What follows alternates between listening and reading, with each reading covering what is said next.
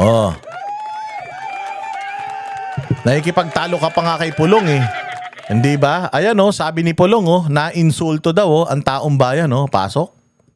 Pinanata ni Davao City 1st District Representative Paulo Duterte ang pahayag ng palasyo na depende raw sa pagdiskarte ang pagbili ng 500 pesos na halaga ng pang Noche Buena.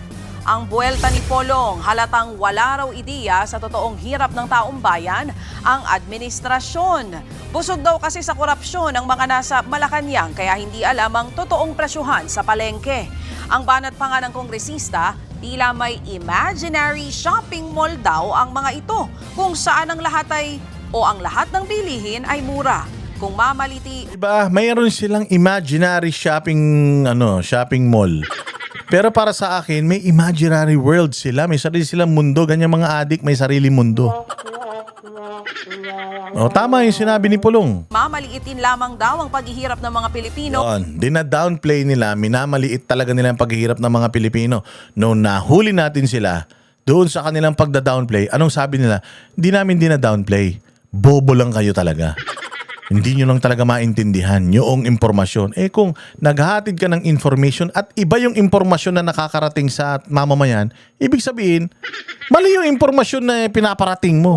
Hindi ka ibig sabihin hindi ka effective na spokesperson.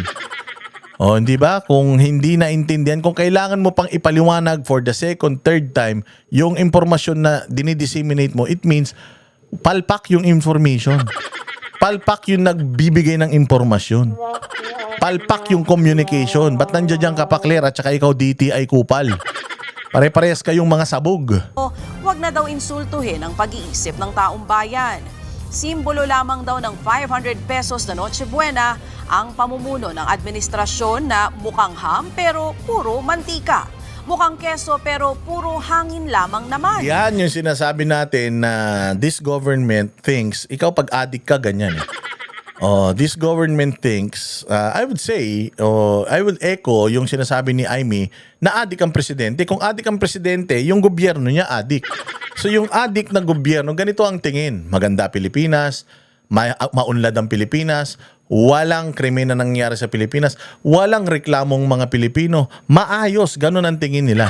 Pero pag tiningnan mo yung mga ngiwi-ngiwi, bulok-bulok na ipin ng mga yan, ang babaho niyan, yung mga adik, ganyan eh. Kala nilang pogi-pogi nila. Dahil mga sabog sila sa isip nila, sa mundo nila, sa universe nila. Ang aayos ng mga itsura nila. Maayos sila. Pero kung yung talagang tao na nakakakita sa kanila, kitang-kita mo na yung manifestations ng bisyo nila. Ganyan din ang Pilipinas ngayon. Dahil di umano, sabi ni Amy, adik ang namumuno. Ang akala nung namumuno, maganda Pilipinas. Pero sa totoo lang, hindi. Bulok, nilalangaw. Nag-ugat ang usapin na yan matapos igiit ng Department of Trade and Industry o DTI. Nasapat na po ang 500 Iginiit nila matapos na igiit ng DTI. Igiit. Nasapat na. Yun ang ng balita eh. Matapos igiit na sapat na. Tapos biglang sasabihin mo, Claire Castro, optional. Depende. Di sana, yun yung sinabi niyo, depende. Sapat na yung 500 sa walang 1,000. O, di ba? Parang dapat ganito kasi yung messaging eh. Magkano pera mo? 500. Noche Buena. 500 lang pera mo. Tutulungan kita. Tutulungan kita na yung 500 mo kahit papaano makakain kayo ng mas maayos-ayos. Ano yun? Paano? Bumili tayo ng 5 sardinas.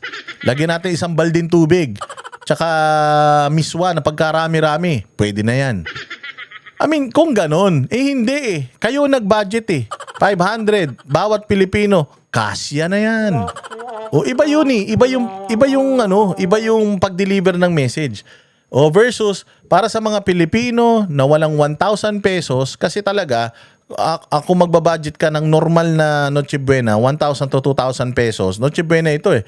Yun ang gagastusin mo. Pero kung wala kang 2,000, wala kang 1,000, meron ka 500 lang. O ito ang option ninyo. Sa mga 500 lang ang pera. Ito pwede na. O di ba?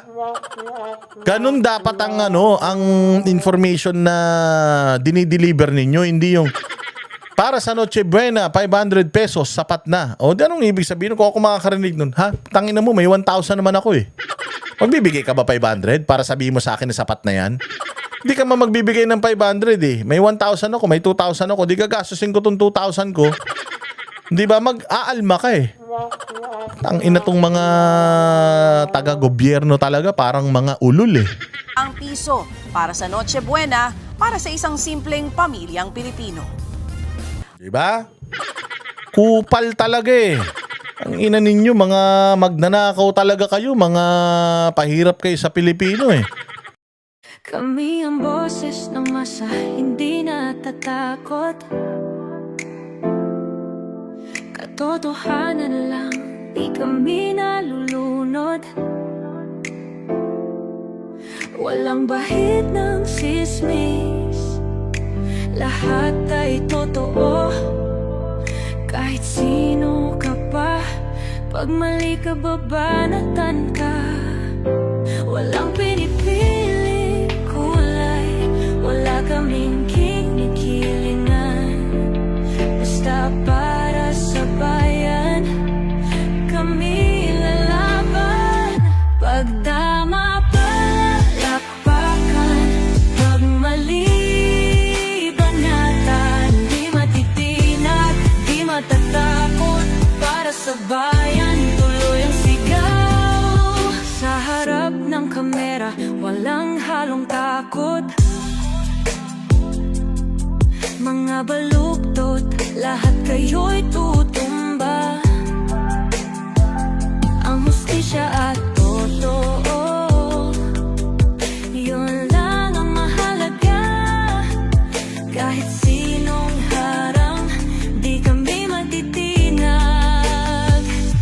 Walang pinipiling kulay, wala kaming kinikilingan.